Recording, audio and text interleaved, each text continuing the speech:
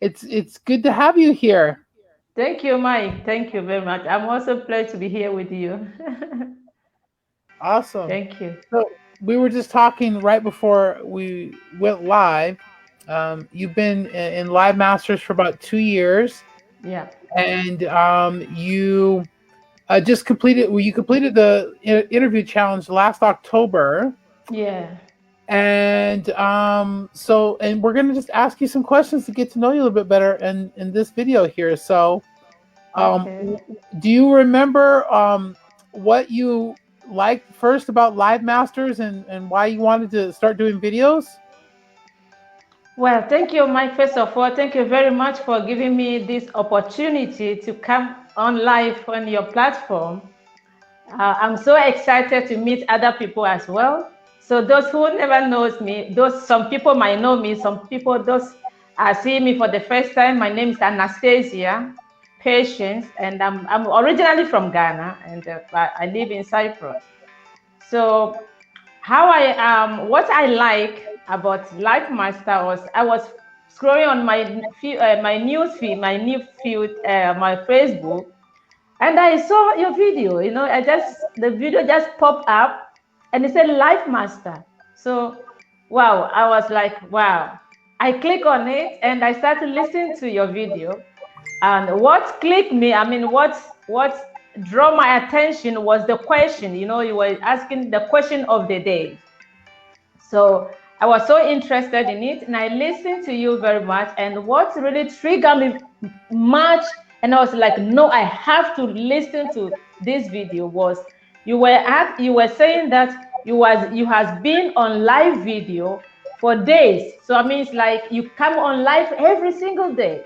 And I said, no, there's something might be in this video, so I need to watch it. So I watched the first one, I like it, I share it, and then the second time I watch it, and I said, no, this is what I needed, because I always want to be coming live, to be doing live video, but I never have the confidence. I never have the confidence to do it. So that was the reason why I stick to Live Master. That's what I like Awesome. about your video. Yeah. Oh, I appreciate you so much. Well, Thank you. one of we ask questions in our in Yeah. Live Masters. We call it the question of the day. And Yeah. today's question of the day was, do you have a hard time asking for help? So maybe you could answer that question, and what kind of help are you looking for maybe you found a little bit by doing the video challenge and just kind of watching my videos. Wow, thank you very much for this question. Yeah, I have been always looking for help. I don't think that there is any person that will find it easy asking for help. Hmm. So, um, yeah, has been looking.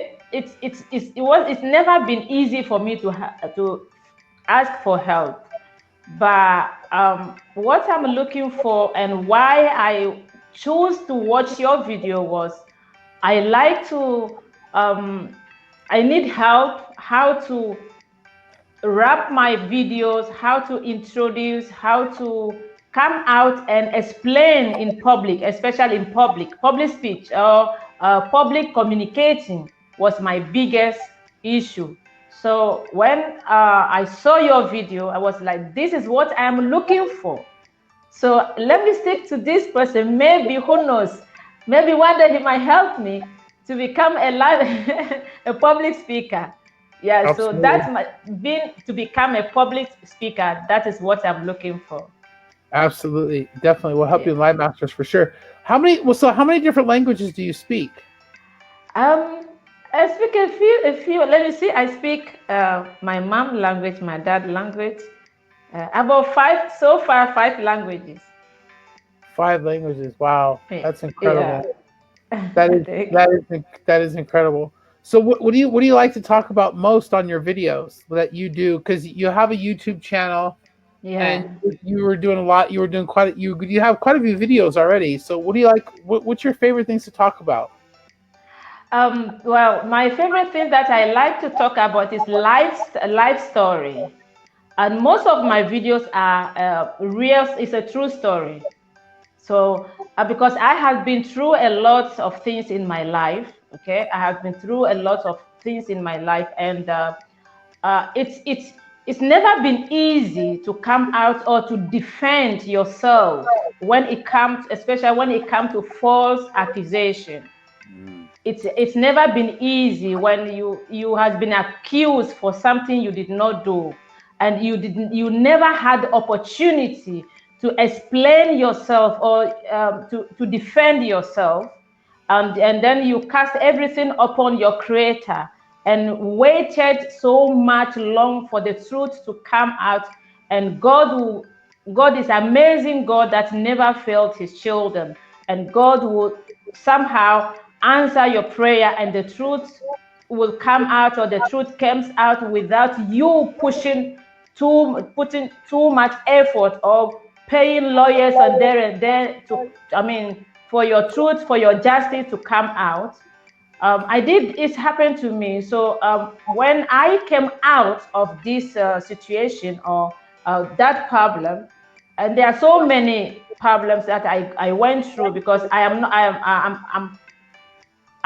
not from a Christian family, okay? And I choose to be a Christian. So you could imagine it wasn't easy for me.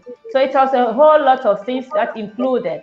So when God, who never fails his children, God answered my prayer at a point, and things started changing to positive.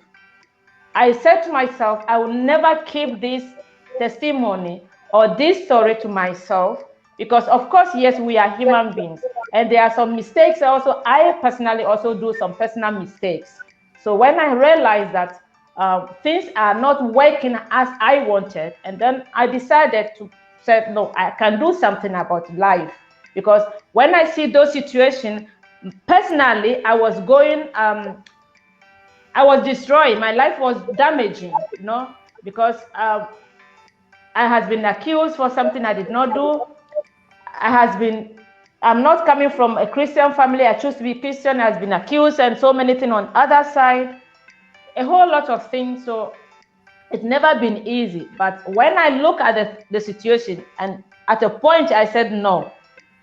When I look at myself in the mirror, I don't sleep. I don't have peace. I mean, sometimes it is true story. Whoever believe, but it's sometimes it comes to my mind to commit suicide. Okay, and I try my best. I try so many times to take my own life, but at a point I look at my family and I say, well, if it happened, I managed to do this, who will take up my children? Who will take care of my family? Especially when I look at my little boy, and I was like, the way I love my family, if I take my life, who will take place of me and take care of my children? So then I have to decide. And then one day I just write a letter. Okay, I wrote a letter and I make a vow that, God, I want to follow you. I want to do that. I want to do this. But before then, if you could help me for the truth to comes out, for me to have my justice, from then, no situation will separate me from you. And honestly, God did answer my prayer. Then I said to myself, I have to change my life. I can do something better about my life. So from then, I changed the way I think, the way I see things, people around me. I did a great choice, and it wasn't easy, but at a point, things started changing, and I was like, wow, yeah, we are the master of our own life, so we can do something about our life. From then, I decided to come on social media to express myself to the world, to say my story. Maybe I may make impact of somebody's life. Maybe somebody can learn something from my mistake, from my story, to take care of him or herself. So Yeah. that is the reason why I start doing video to encourage Well, people. well, yeah, absolutely. Your videos are already impacting people because you and I were talking the other night or morning because it's morning there, it's night here. We were talking the other day, and you mentioned maybe you want to tell the story for people because it's kind of cool Yeah. that somebody was watching your videos that you didn't even know, and they ended up helping your mom. Can you Yeah, yeah. can you tell that story real quick? Okay. Well, so what happened is that after the Easter April, this year April, my mom called me and she said, Patience, can you take this, call your brother and get a telephone number from your brother and call that guy and say a big thanks to him. And I said, for why? Because that guy was my late brother. My late brother was the best, I mean, my favorite person, and he passed away. So I decided not to have that pain. I never want to talk to none of his friends. So when my mom called me and said to me that I should call that guy and say thanks to him, I said, well, for what? Because I don't want to remember those pains again. And she said that no, this guy surprised me during the Easter time. He made a whole lot of shopping. He brought a lot of provisions to my mom and said to my mom that, Mom, I came, they called my mom Dada. Dada means mother. Okay, so he went to my mom and said, Mother, I brought these things behalf of Patience, to come and say thank you. This present is for you, just to say thank you because of what your daughter has done for me. 2,000. I mean, yeah, 2,000. So I was like, what did I do to that guy? Because we don't have no. I asked my mom what, and my mom said that the guy said 2,000, 2,000. I mean, let's say how many years now? 21 years now, or 20 years now. He said the guy said that he came to our house, but then he just finished a high school. And when I saw him, I asked him, what is your target, or what is your aim now that you finish school? So the guy said he doesn't know what to do. I said, okay, why don't you come? It was in the village, the city. So I said to him, why don't you come to the capital city? Because by then I was living in the capital city. So he said, no, he doesn't have a family. The guy said he don't have a family on the capital city. I said, no, come, I am there. And my brother, because he's a friend of my brother. So I said, come, because your friend is there with me. So come. That's what the boy said. I don't remember. I didn't remember. Okay, so my mom said this is what the guy told him, that I advised him to come to the capital. And of course, he didn't have a family, but when he came to the capital, I took him, add him with my brother, and I put them in a place that, they could do something for the daily bread.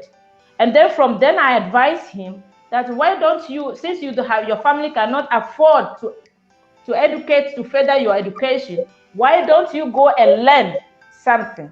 So he said, what? He don't have money, he don't have family, he don't have somebody who will take care of him.